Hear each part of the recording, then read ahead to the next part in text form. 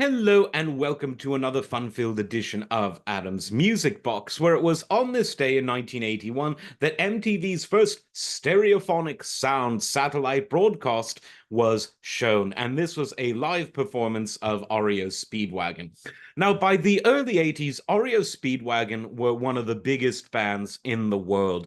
They were selling huge amounts of records, selling out stadiums all over TV, but they had formed a lot earlier than that. And their first album, self titled from 1971, is an album that when you listen back to it, you think, why did it take them so many years to get big? Because this album, straight out of the gate, I think is one of their best albums. It had hard rock elements, soulful, bluesy elements, some progressive rock elements, really good playing, really well produced.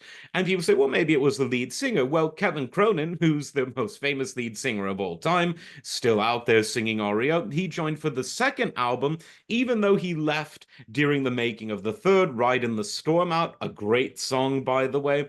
But he rejoined a few albums later for REO in 76, which had Keep Pushing, which was something of a hit. But it was really in 78, years after their first album, that they really broke big. And this was an album whose name may have had something to do with it, because it's You Can Tune a Piano, but you can't tune a fish. Get it? One of the best album names ever.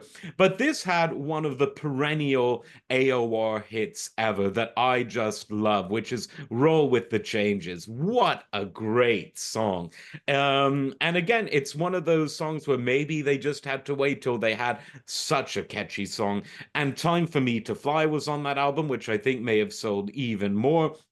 And by that time, REO was absolutely on a roll. By 1980, High Infidelity was one that had, I think, more hits than sort of just album tracks, deep cuts.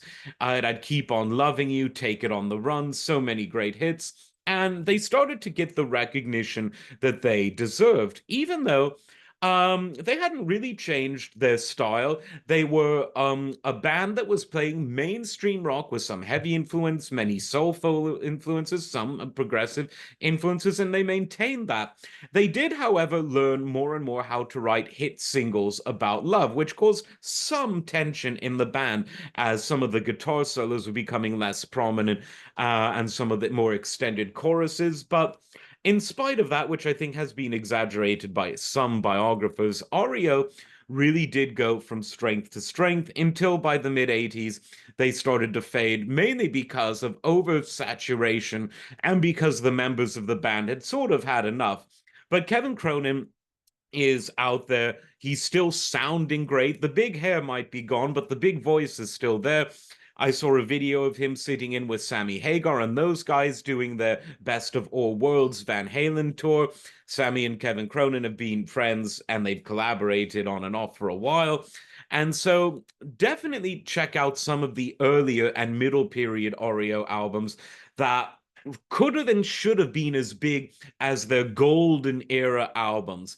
Try to listen and guess why not. Was it because of the lack of a huge single, not enough love songs, or was it just the fact that a lot of musical success is about marketing and being in the right place at the right time?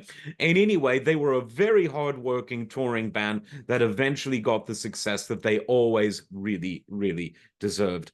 Like, subscribe, and we will see you next time. Take care.